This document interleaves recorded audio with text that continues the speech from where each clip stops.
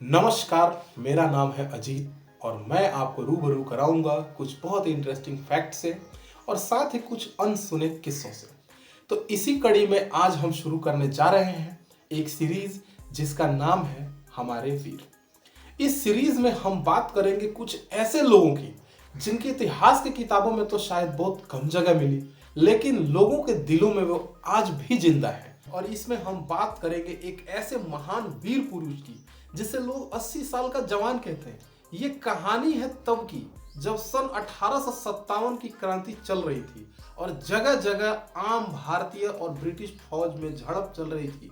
उस समय बिहार के आरा में अंग्रेजों के खिलाफ मोर्चा संभाला था एक 80 साल के राजपूत जमींदार ने। आप जरा सोचकर देखिए, 80 साल की उम्र में जहां लोगों का जीवन बैसाखी, दवाइयों, बीमारियों के सहारे बीत जाता है, उस समय एक महापुरुष उठ खड़ा होता है और स्वाभिमान की लड़ाई के लिए अपनी आवाज उठाता है। वीर कुंवर सिंह का जन्म 13 नवंबर 1777 ईस्वी में जगदीशपुर, जो कि अभी भोजपुर जिले में और बिहार राज्य में आता है। ये उज्जैन के प्रसिद्ध परमार वंश से ताल्लुक रखते थे। इनके पिता साहिबजादा सिंह, जिनसे इन्हें अंग्रेजों के खिलाफ लड़ना विरासत में ही मिला था। दोस्तों, इतिहास में ऐसे बहुत कम लोग होते हैं जिनका नाम सुनते ही लोगों के सिर सम्मान में झुक जाते हैं। वीर कुंवर सिंह उनमें से ही एक है।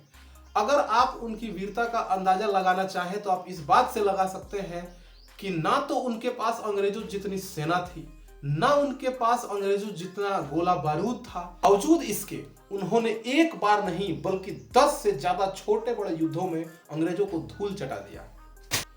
कुंवर सिंह की सहानुभूति उन सैनिकों के साथ थी जिन्होंने अंग्रेजों के खिलाफ विद्रोह किया और समय समय पर उनके द्वारा पेश की गई भयंकर चुनौती के चलते ऐसा लगता था कि ब्रिटिश सैनिकों ने तुरंत कार्यवाही नहीं की तो पूरा पश्चिम बिहार अंग्रेजों के हाथ से निकल जाएगा।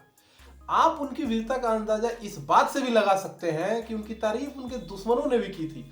ब्रिटिश कर्नल जीबी मालेशम ने अपनी किताब द इंडियन म्यूटिनी ऑफ 1857 में लिखा है कि इस महान योद्धा ने अंग्रेजों के द्वारा किए गए अपमान, जैसा कि वह समझते थे, का बदला लिया। बदला तो लिया ही, उनके छक्के भी छुड़ाए। उसने अपनी किताब में यह भी लिखा कि हम खुश नसीब हैं कि वीर कुंवर सिंह 80 साल के हैं। अगर वो जवान होते तो बिहार हमारे हाथ से कब का निकल चुका होता। दोस्तों, जैसा कि हम सब जानते हैं, 1857 की क्रांति 10 मई 1857 को मेरठ शहर में भारतीय सैनिकों द्वारा शुरू किया गया था और बिहार में यह क्रांति 25 जुलाई 1857 को दानापुर, जो कि पटना से सटा हुआ एक छोटा सा इलाका है, कि दुर्ग सेना में शुरू हुआ था। इस क्रांति में जो भी सैनिक शामिल थे वो आरा की तरफ बढ़े, जहां पहले से ही बहुत भारी संख्या में ब्रिटिश सैनिक मौजूद थे। वहां इन सैनिकों को वीर कुंवर सिंह का भरपूर समर्थन मिला। इन लोगों ने मिलकर आरा शहर पे कब्जा कर लिया और साथ ही बहुत सारे ब्रिटिश फौजियों को बंदी बना लिया। जब ये खबर आगे पहुंची तो ब्रिटिश के अफसरों ने 415 सैनिकों की एक टुकड़ी आरा की तरफ रवाना किया। इस दल की कमान कैप्टन डनवर ने संभाली थी, पर जैसे ही ये फौज सोन नदी को पार कर आरा पहुंचा, उसे कुंवर सिंह के हाथों करारी हार का सामना करना पड़ा और 415 में से मात्र 50 सैनिक अपनी जान बचाकर वहां से भागने में सफल हो पाए थे।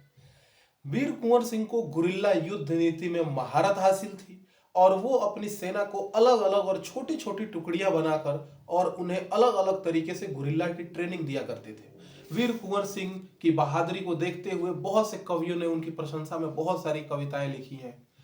उनके जीवन की एक घटना ऐसी भी है जिसे हम लार्जर देन लाइफ कह सकते हैं, या यूं कहें कि एक्स्ट्रा ऑर्डिनरी कह सकते हैं, जो कि एक फिल्म की तरह लगता है, जो कि अपने आप में अनरियल लगता है।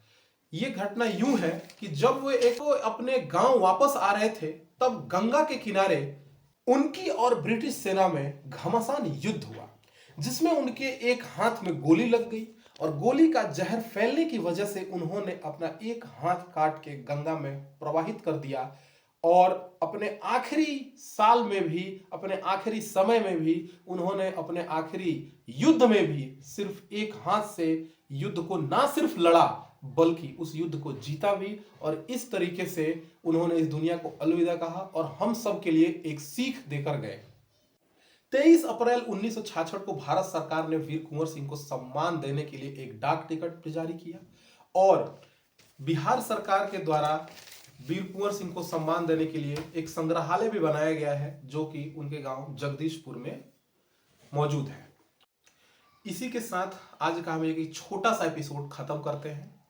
आगे हम और भी ऐसे एपिसोड लाते रहेंगे जिसमें हम और भी अनसंग हीरोज के बारे में बातें करेंगे जिनके बारे में दुनिया को बहुत कम पता है और या जिनके बारे में हमारे किताबों में बहुत कम लिखा हुआ है, लेकिन कम लिखे होने के बावजूद भी उनका बलिदान और उनकी जो द्वारा किए गई जो चीजें हैं वो कहीं से भी कमतर नहीं आकी जा सकती हैं।